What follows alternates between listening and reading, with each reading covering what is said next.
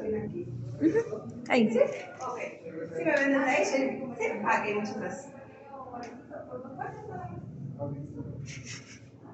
Ok, bueno, los saludo nuevamente, muy buenas tardes, les agradezco mucho por asistir a esta asesoría nutricional.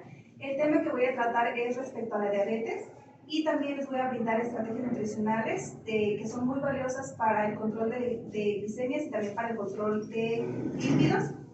Y bueno, formo parte de esta asesoría de un proyecto de tesis de investigación. Soy estudiante de la Universidad Abierta de Distancia de México y mi nombre es Florencia Gutiérrez. Cualquier duda, con gusto le resuelvo sus preguntas. ¿Okay? Bueno, voy a iniciar con la definición de diabetes y en específico de diabetes tipo 2. Generalmente la diabetes tipo 2 se va a caracterizar porque en la sangre hay una acumulación excesiva de azúcares. Entonces, ¿por qué ocurre? Específicamente el diabetes tipo 2 ocurre porque existe una resistencia a la insulina. Nosotros tenemos un órgano que es el páncreas. El páncreas tiene células beta y células alfa. Las células beta son las encargadas de producir esa insulina. Aquí vemos el páncreas y la insulina va a ser como una llavecita. Esa llavecita se va a pegar a la glucosa y va a abrir a cada una de nuestras células de nuestro cuerpo. Literalmente es una llavecita, lleva la glucosa, va a cada una de las células, abre esa célula y la glucosa entra a cada una de las células para realizar sus diversas funciones.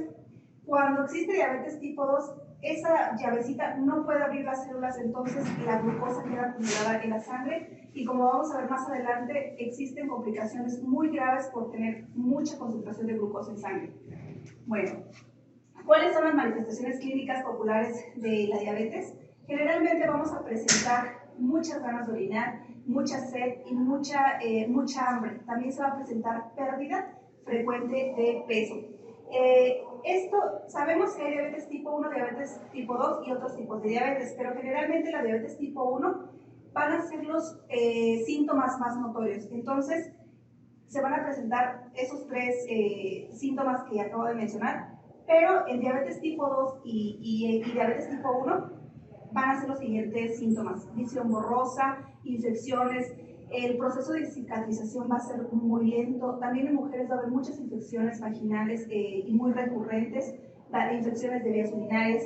Entonces, ¿aquí qué pasa? Como en diabetes tipo 1 es más frecuente los síntomas, es más probable que nosotros vayamos a un centro de salud, pero en diabetes tipo 2 podemos tener la diabetes y podemos, incluso no podemos tener sobrepeso u obesidad y podemos tener ya la diabetes tipo 2. Es muy importante identificar los síntomas. No sé si les comenté visión borrosa, también por ahí va visión borrosa, entonces es importante, aunque no tengamos los síntomas característicos de la diabetes, si nos presentan esta sintomatología, acudir a un centro médico para que nos valoren la glucosa en sangre. Y de esta manera llegamos a cómo lo diagnosticamos. Tenemos ciertos parámetros que deben entrar dentro de lo normal. Por ejemplo, la glucosa en sangre de manera normal en ayunas va a estar en un rango de 70 a 99 y después de ingerir alimentos 2 horas va a estar en un rango de 80 a 139. Si en alguna revisión tenemos que en glucosa en ayuna tenemos un grado superior de 100 a 125 miligramos por decilitro, ahí estamos en presencia de prediabetes. Pero si después de 2 horas al ingerir nuestros alimentos tenemos un rango de 140 a 190, también estamos en la categoría de prediabetes. Diabetes ya diagnosticada. ¿Qué glucosa vamos a tener? En ayunas vamos a tener una glucosa de 126 exactas o mayor, o después de que uno ingiere nuestros alimentos 2 horas después, de 200 miligramos por decilitro. Clasificación de la diabetes. Como hace rato comentaba, existe diabetes tipo 1, diabetes tipo 2, diabetes gestacional y también tenemos otros tipos de diabetes que entran también dentro de una clasificación y diabetes gestacional. En cuanto a la diabetes tipo 1, ¿qué ocurre? Son pacientes que son insulinodependientes. ¿Qué quiere decir? Que no pueden sobrevivir si no tienen la insulina. Siempre tienen que tener insulina. ¿Por qué? Porque en este caso los pacientes con diabetes tipo 1, sus células beta no pueden producir insulina. Han sido destruidas por el sistema inmunológico y generalmente la diabetes tipo 1 se va a presentar en jóvenes y también se va a presentar en adultos jóvenes, aunque también puede aparecer en la adultez. En cuestión de diabetes tipo 2, tenemos a pacientes que no pueden depender exactamente a fuerzas por insulina para sobrevivir, pero sí requieren tener un control de glucosa porque la insulina que tienen en sangre no les funciona de manera adecuada. Generalmente corresponde al 90-95% de diabetes del mundo y va a ser más diagnosticada en pacientes mayores de 45 años de edad. También esta diabetes es muy controlable. Si uno tiene cambios en el estilo de vida que viene siendo deporte y nutrición, pues se va a ver un control de peso muy favorable que va a ayudar a controlar la glucosa y a tal vez no necesitar de insulina. Otros tipos de diabetes, alguna situación del páncreas, que tenga un daño, alguna situación genética que genere un mal funcionamiento de las células beta, y también puede haber diabetes diagnosticada por algunos medicamentos. En cuanto a diabetes gestacional, ¿qué va a ocurrir? Cuando la mujer embarazada tiene la presencia de, da a luz un bebé mayor de 4 kilogramos, también puede presentar diabetes gestacional. Ahora, complicaciones, aquí es bien importante tomar en cuenta que ya entramos en la parte nutricional, las complicaciones crónicas y las complicaciones agudas, que son las más frecuentes, o la clasificación en general que se le da para la diabetes en general y diabetes tipo 2, hay que tener muy en cuenta el control de glucosa, porque si no es así, podemos presentar dos situaciones crónicas, agudas y crónicas. En cuanto a las más comunes de complicaciones agudas, que son aquellas que se dan de manera inmediata, cetoacidosis. ¿Qué ocurre? Nosotros cuando consumimos algún alimento, nuestro cerebro se alimenta principalmente de glucosa. Cuando en nuestra sangre existe esa concentración excesiva por un descontrol de glucosa, lo que va a ocurrir es que nuestro cuerpo necesita otra reserva energética para poder sobrevivir. Ellos son los cuerpos cetónicos, donde se obtienen de la desintegración de ácidos grasos o desintegración de las grasas. En pacientes con diabetes es delicado. ¿Por qué? Porque la glucosa que requiere nuestro organismo para funcionar está en sangre. No puede entrar al organismo, pero el organismo tiene que comer, tiene que realizar diversas funciones. Entonces, se llena el cuerpo de esas sustancias que se llaman cuerpos cetónicos, y el cuerpo, en lugar de estar en un pH neutro, se vuelve más ácido. ¿Qué ocurre con los pacientes? Van a tener igualmente como cuando iniciaron los principios de la diabetes, muchas ganas de orinar, mucha sed, hiperventilación, y van a tener un olor afrutado. Es importante identificar y es importante esta información, porque estas situaciones, si no se trata, si tienen algún familiar o si padecen la diabetes tipo 2 o diabetes tipo 1, si llegan a esa situación hay que tener como en alerta para tratamiento médico. Bueno, en cuanto a las causas, se le ha atribuido a un mal tratamiento. Cuando los pacientes tienen diabetes y tienen un mal tratamiento de enfermedades agudas, como la diarrea, como la gripa, y que no tienen un control de glucosa adecuado, puede producirse la cetoacidosis. Ahora tenemos por el lado, aquí la cetoacidosis se ocurre cuando existe un control excesivo, mayor de 250 miligramos por decilitro de glucosa en sangre. Y tenemos por el contraste la hipoglucemia. Esta hipoglucemia se va a caracterizar porque tenemos rangos muy abajo, muy abajo. Nos damos un parámetro de 70 miligramos por decilitro, pero cuando lo tenemos bajo también es peligroso. ¿Qué es lo que ocurre acá? Principalmente hay que tener en mente síntomas muy característicos. Puede ser temblores, o que nos pongan frías, o que nos dé cosquillitas, así como tipo hormiguitas en las manos, exactamente, o puede haber sudoración excesiva, incluso si nos pasa a nosotros, porque de repente podemos tener, aunque no tenemos el padecimiento de diabetes, pero en pacientes diabéticos es muy peligroso, pero nos puede pasar a nosotros que tenemos mucho tiempo de ayuna, que lo que puede ocurrir, de repente como que tenemos desorientación, se nos van las ideas. También el paciente diabético pueden tener un comportamiento irracional, pueden empezar a hablar de manera incoherente, entonces puede ser presente por hipoglucemia. ¿Por qué va a ocurrir? Por una ingesta inadecuada de alimentos, que muchas horas prolongadas no tengamos ingesta de alimentos. En los pacientes con diabetes no puede pasar esa situación. Que se consuma bebidas alcohólicas sin alimentos, que se realice una actividad física de manera duradera y también con una mayor intensidad. Y bueno, también pues, está asociado por si se consumen algún tipo de drogas ilegales, pues también puede pasar la hipoglucemia. Una consecuencia fatal es que si existe una hipoglucemia y no se trata, lo que ocurre es que el paciente puede tener daños irreversibles en el cerebro. ¿Cómo lo vamos a tratar nutricionalmente? Siempre hay que tener en cuenta 15 gramos de carbohidratos en nuestro bolsillo, sobre todo si somos pacientes de diabetes tipo 2 o diabetes tipo 1 si pasa hipoglucemia, 15 gramos de glucosa en comprimidos, en gel, o también puede ser 120 o 180 mililitros de refresco convencional, puede ser 180 mililitros de refresco también, bueno, de soda gaseosa con azúcar o refresco deportivo, una cucharadita de miel, una cucharadita de almíbar o una cucharadita de azúcar para precisamente restablecer la glucosa. ¿Cómo se va a llevar esta toma?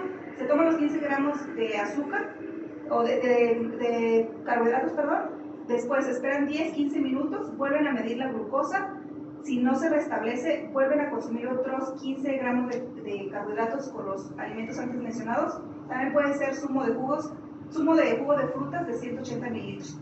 Otro, hasta que se restablezca. 10-15 minutos, medir la glucosa. 10-15 minutos hasta que se restablezca. Complicaciones de la diabetes. Aquí vamos a tener dos complicaciones importantes, crónicas, macrovasculares, microvasculares y neuropatías. ¿A qué nos referimos esto? Claro, hemos escuchado mucho que los pacientes con diabetes pierden la vista, las cegueras, exactamente pie diabético, amputaciones, insuficiencia renal. ¿Por qué pasa esta situación? Bueno, esto ocurre porque se va a afectar los vasos grandes y los vasos pequeños de nuestro cuerpo. Si los vasos se van a alimentar, los pequeñitos, nuestros vasos de la retina, por ejemplo, que son muy pequeñitos, se van a alimentar de glucosa, y si esa glucosa solo está acumulada en sangre y no llega a diferentes órganos de nuestro cuerpo, pues se van muriendo prácticamente las células de nuestros ojos o las células de nuestros riñones, que también son muy pequeñitas, son arterias muy pequeñitas que se deben de nutrir. ¿Qué pasa? Pues que de alguna manera, si tenemos la retina, que es uno de los órganos que tienen muchas arterias muy pequeñitas, se van muriendo hasta que tenemos, en principio, visión borrosa. Pero, desafortunadamente, también son daños irreversibles hasta que se forma ceguera. En cuestión de situaciones neuropáticas, ¿aquí qué pasa? Se van a dañar nuestros nervios también si no tenemos un control glucémico. Nuestro sistema nervioso es el sistema que nos comunica con el exterior. Si nosotros ahorita nos pellizcamos, en microsegundos nos va a decir, o nos va a activar, oye, me dolió. Si estamos en la cocina y vemos y tal vez no nos damos cuenta de un comal y pasamos, o sea, quitamos la mano en microsegundos. Los pacientes con diabetes realmente se les afecta mucho el sistema nervioso, sobre todo miembros inferiores que son las piernas y las manos. Los nervios se le atrofian y de alguna manera los daños son irreversibles. ¿Y qué va a pasar? Que cuando, por ejemplo, van caminando y sobre todo si van descalzos o si tienen un calzado que también no es apropiado, pues se pueden lastimar los pies y no lo sienten. Entonces, y ahí tenemos, por ejemplo, inflamaciones, ulceraciones, y que también una de las situaciones o consecuencias de la misma enfermedad es que tiene una cicatrización no muy favorable. Entonces, sí hay que tener mucha precaución, ¿verdad? Ahora, entrando directamente a esta parte de las estrategias nutricionales, yo les propongo dos estrategias que son muy fáciles y que las podemos llevar sobre todo con los pacientes de diabetes en general tipo 1, tipo 2, pero en general todos, aunque no tengamos el padecimiento, lo podemos llevar. Esa estrategia se llama conteo de carbohidratos. Está en su versión simple, en su versión intermedia y su versión avanzada. Nosotros en nuestro país, en México, contamos con un grupo, un sistema o un compendio de alimentos que tenemos en nuestra región y que se llama Sistema de Equivalentes de México, el SMILE. Entonces, ese librito nos va a dividir en 8 grupos los alimentos. De esos 8 grupos son 7 que contienen carbohidratos, por eso se llama control de carbohidratos, que son fuente de glucosa o son fuente de azúcar. Los encontramos en legumbres, granos, hortalizas, fruta, y en mayor proporción lo vamos a encontrar en leche. En la leche también se encuentran los carbohidratos de origen animal. Bueno, ¿cómo lo hacemos en esta estrategia? Bueno, tenemos los cereales y tubérculos, leguminosos, azúcares, frutas, verduras, cereales y lácteos. Estos grupos van a tener raciones o porciones de alimentos. Va muy de la mano con la otra estrategia que se llama lista de intercambio de alimentos. Bueno, en esta, ¿qué tenemos que identificar? Que una porción de cereales y tubérculos equivale a 15 gramos, leguminosas a 20 gramos, azúcares 10 gramos. Estas, en pacientes con diabetes, hay que evitarlo porque no tienen fibra, porque son azúcares simples y porque van directamente al torrente sanguíneo y nos va a causar glucosa elevada, ¿verdad? Frutas tienen 15 gramos, verduras 4 gramos, 12 gramos lácteos, 13 gramos grasas con proteína. Las grasas simples, como el aceite de oliva, canola, girasol, no van a tener grasas, solamente las semillas y tienen no van a tener carbohidratos, solamente las que tienen con proteína, 3 gramos. ¿Qué vamos a hacer con esta situación, con estos elementos, verdad? Lo que vamos a hacer, primero que nada, es identificar de qué grupo estoy hablando, cuántos gramos tiene cada grupo. Ahora, esta distribución de lo que te corresponde a cada uno de ustedes de carbohidratos se lo hace el personal médico, el nutriólogo que hace la valoración, pero en términos generales, si somos pacientes con diabetes, es importante que menos de 100 gramos de carbohidratos no podemos consumir porque estaríamos directamente, si lo llevamos a una dieta de 100 gramos, nos vamos directamente a cetoacidosis en algún momento. Entonces, mínimo 120 y de 200 a 300 gramos de carbohidratos. ¿Cómo es eso? Bueno, si hay que poner un ejemplo. 200 gramos de carbohidratos toca al día. Ok, pues entonces yo me comería, por ejemplo, podremos decir los 200 gramos de carbohidratos, 50 en la comida, 50 en el almuerzo, 50 en la comida, 50 en la cena y me sobran 50 gramos de carbohidratos. ¿Cómo lo distribuyo? Tal vez en unas colaciones. Por ejemplo, vamos a hacer una pregunta. Si yo me como una manzana, ¿cuántos gramos de carbohidratos tendría? 15 gramos. Ok. Y si me como un pan, ¿cuántos gramos de carbohidratos tendría? 15. 15. Y si me tomara un vasito de leche, 12. Y si me tomara, bueno, aquí yo les estoy diciendo, por ejemplo, proporciones. ¿Dónde las vamos a identificar? Hay unas listitas, esas listitas yo se las voy a proporcionar. Esas listitas vienen del SMAE. Esas listitas van a ser, ahorita se las voy a entregar. Sí, es que es bien importante y de hecho en un control glucémico, en un control de grasa, en cualquier control es bien importante. No lo sabe uno, ¿eh? Ok, miren, esas listitas que les voy a entregar son del SMAE. Exacto. Bueno, ahí vienen generalidades, pero aquí les voy a dejar su listita. Esta listita nos la proporciona el librito que les comentaba. En México, aquí, si nosotros nos vamos a Estados Unidos, a Cuba, a Europa, a España, todos los lados, van a tener sus listas personales porque son sus alimentos regionales. Aquí tenemos desde el chapulí, el chipilí, sí, hojitas de chipilí, por ejemplo, no sé si la conozcan, los chapulines, sí. o huitlacoche, muchos alimentos que son regionales. Entonces, ¿qué nos va a decir? Cada una porción, de acuerdo al grupo de alimentos, corresponde a un equivalente. ¿Qué quiere decir?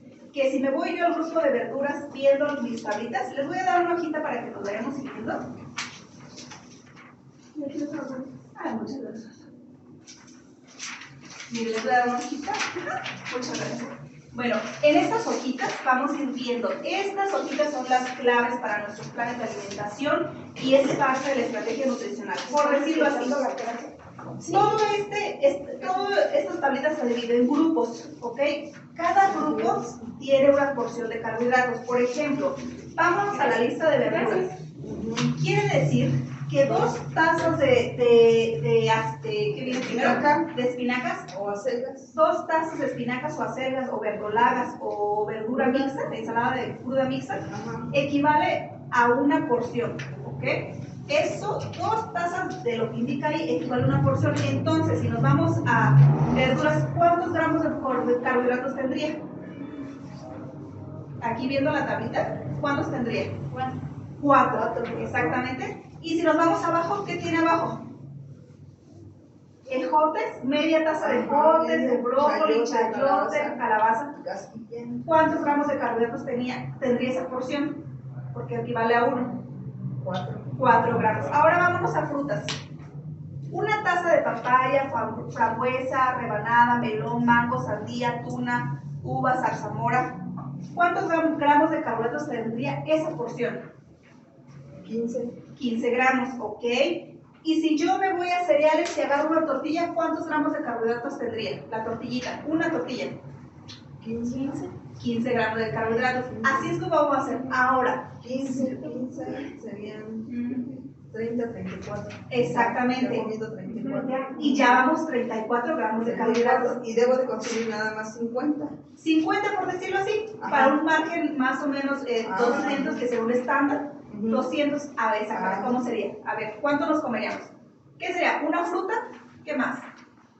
Una fruta, 2 tortillas. Ajá, ya sean 30, 45.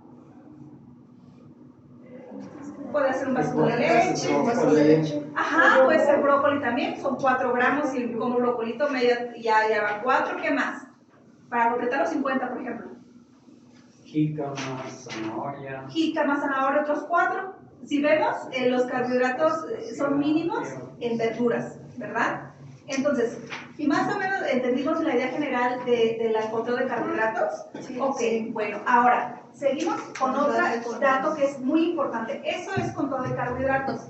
Ahora, otro dato muy importante que nos... Sí, muchas gracias. Sí, gracias, Estelita. Otro dato que también es bien importante y que debemos de seguir y que forma parte de nuestras dietas, por ejemplo, incluso para bajar de peso. ¿Alguien ha escuchado del índice glucémico? No. Ok, el índice glucémico también es bien importante para los pacientes que tienen diabetes tipo 2.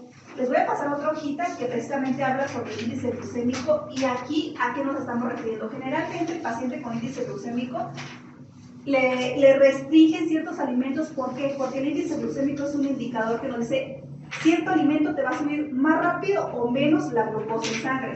Esto también va para síndrome de ovario poliquístico, resistencia a la insulina. Entonces, aquí viene un compendio, gracias. Aquí viene un compendio de alimentos que nos van a marcar el índice glucémico. Y de esa parte también es bien importante que lo comprendamos, que cómo va a funcionar. Porque el índice glucémico, como les mencionaba hace unos momentos, nos indica con qué rapidez ese alimento va a llegar a la sangre y va a subir a glucosa, ¿ok? Por decirlo así, vayamos a la tablita de índice glucémico. Podemos observar ahí, a ver, ¿quién me puede identificar? Vienen en la parte de reverso de la hojita, nos indica los valores de referencia de cuáles alimentos son, qué categoría entra, alto, medio, bajo. Por ahí viene una tablita donde viene la interpretación. Por ejemplo, el índice glucémico alto, ¿qué número deben de tener para que se consideren alto? 20. A ver, vamos a ver. Mayor o igual a 70. Ajá, el índice glucémico, porque, ok, carga glucémica, que fue lo que usted me respondió. Carga glucémica también es importante identificarla. El índice glucémico está arriba y la carga glucémica que usted me identificó, que también es importante y que es en alto, ¿qué quiere decir? Se multiplica el índice glucémico por los gramos de carbohidratos y se divide entre 100 y ahí nos da la carga glucémica, es decir, si comes más carbohidratos, entre más índice glucémico y más cantidad, pues se te va a subir más. Y exactamente como lo mencionó aquí el compañero, mayor de 20 en carga glucémica es un indicador de que es alto, ¿ok? Y el índice glucémico general, mayor de 70, es un alimento que tiene índice glucémico alto, va a subir más rápido la sangre. ¿Me podrían decir qué alimentos tienen índice glucémico alto de los que ahí observen, de los que tienen 70 o más?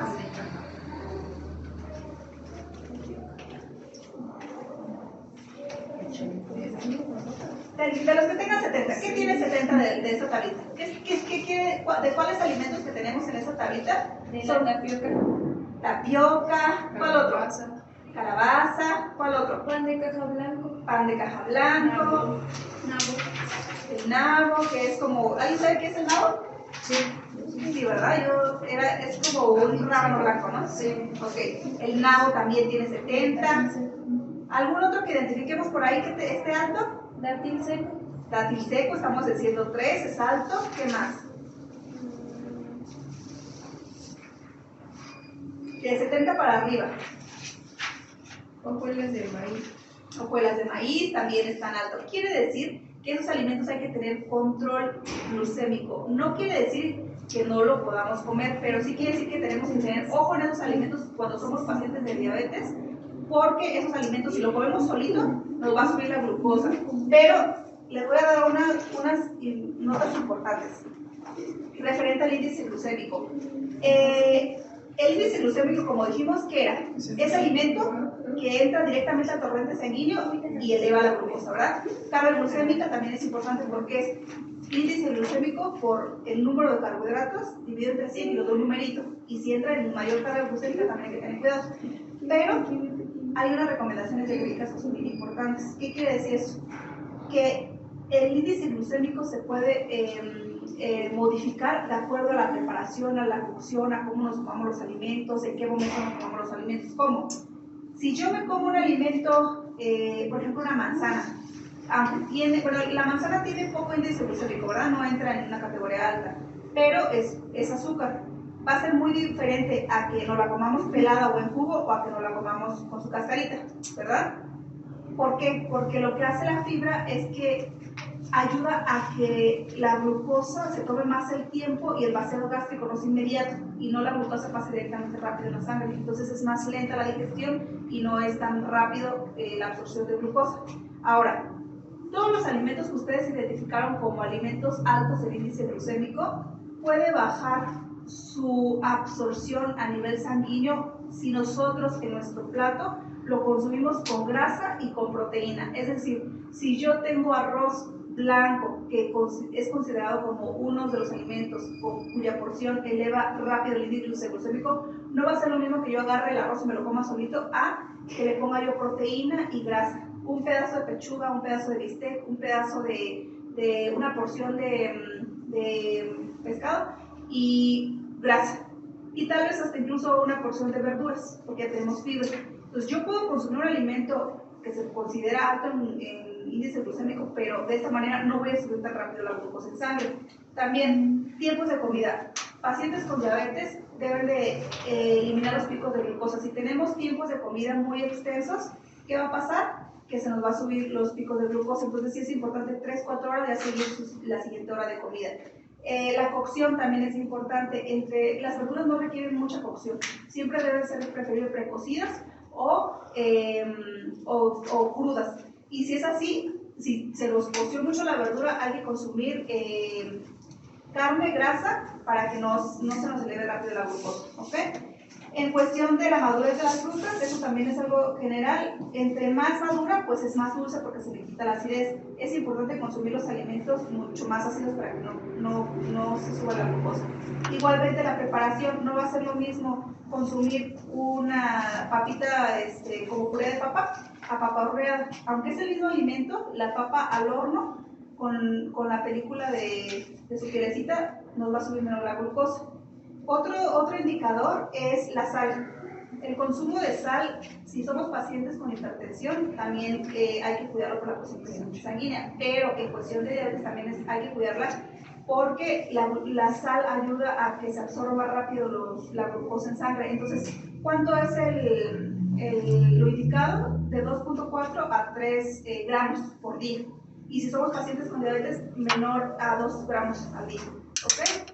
Términos generales, agua, de 2 a 2 litros y medio. Otro término que también es muy frecuente en consultas, sobre todo de pacientes, es si puedo comer o no, si puedo tomar o no puedo tomar alcohol.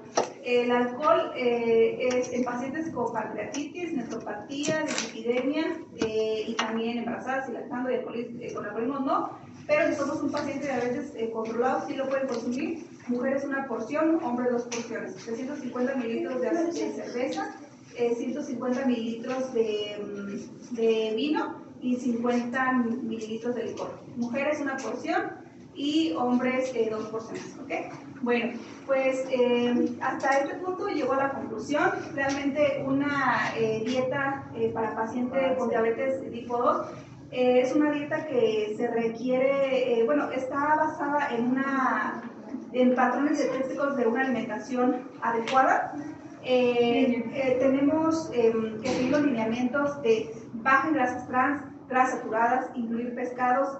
También es importante consumir aceites y grasas monoinsaturadas y poliinsaturadas de semillas, cacahuates, pistaches.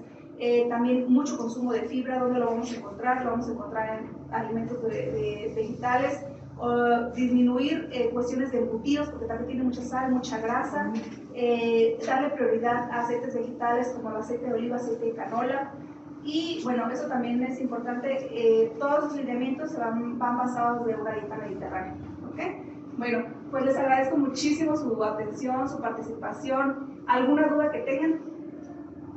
Sí, yo tengo una muy Ok, grave. dígame. ¿Por qué no han encontrado la medicina para el diabetes? Mire, ahorita es una Porque buena... cuando ya existe, Ya no está. ya está. Eso es. Pues ahorita lo que hay, sí hay medicamentos para el control. Realmente le voy a decir cuál es la mejor medicina, la prevención. Y la prevención, de hecho la nutrición, el ejercicio, y necesariamente la nutrición es el medicamento base, el pilar fundamental y la comunidad de actividad física para cualquier enfermedad. Cualquier enfermedad, si tienes gastritis, si tienes pancreatitis, si tienes enfermedades crónicas como hipertensión o diabetes, si uno tiene diabetes ya diagnosticada, si tú mantienes una alimentación adecuada, controlada, no va a avanzar tu enfermedad a complicaciones crónicas y agudas, te vas a mantener porque vas a tener los niveles de glucosa en sangre y no te va a afectar. Entonces, si nos ponemos a reflexionar, realmente mientras tengamos una alimentación, esta alimentación que tenemos, es lo que le comentaba a mis compañeras, realmente esta alimentación es una alimentación que debemos tener todos. ¿Por qué? Porque la refinado, no, que los embutidos, que la comida rápida, o sea, realmente eso no nos beneficia en nada, ¿verdad? ¿Y tiene usted alguna estadística mundial en qué países donde hay más diabetes? Pues México, estamos dentro de los primeros lugares. ¿Y usted sabe qué es lo que se come en Europa? Claro Porque que sí. yo he vivido allá. Sí, miren qué enriquecedor, ahora sí que aporte, porque realmente la dieta mediterránea, el patrón mediterráneo viene de Europa. ¿Qué quiere decir? Que vamos a aumentar el consumo de ácidos grasos. Este patrón que yo les estoy brindando es de Europa. Incluso el vino lo toman, por eso les comentaba lo del alcohol. El patrón dietético mediterránea, Europa. Mucho consumo de pescado, mucho consumo de hortalizas, de vegetales, de ácidos grasos transaturados, hay que disminuirlos o erradicarlos. Vamos a consumir de mayor manera los polisaturados y monosaturados, semillas, el aceite de oliva y extra virgen, número 1 para la dieta. Porque allá se consume el arroz a diario y casi a las 3 veces al día. Exactamente. La cerveza, el alcohol, las 24 horas. Lo que pasa que ahí, aunque se consume el arroz, le ponen aceite de oliva extra virgen. El aceite de oliva extra virgen para ellos es el patrón dietético. Y también las carnes pero blancas, el pescado. Si se van a comer su porción de arroz, como para aquí no se tortillas, para allá es el arroz, su porción de pescado, magnífico. Su porción de aceite de oliva, no pasa nada. No pasa nada. Arroz, alto índice glucémico que te puede subir, y aparte es el arroz, ellos lo consumen mucho el arroz, ya es integral, que también es muy benéfico y tiene mucha fibra, ¿ok? Bueno, Le agradezco mucho su aportación muy bien. y me pongo en contacto con ustedes. ¿Se apuntaron en la lista? Sí. Para su número de teléfono. Sí, también. Sí, para mandarles material de lo que expuse, material de apoyo también de las listas de alimentos equivalentes. Muy bien. Y me pongo en contacto con ustedes. ¿Sí? Muchas Bueno, gracias. muchas doctora. gracias a ustedes. Muchas gracias. Bueno, Sí. gracias. Con permiso. Sí.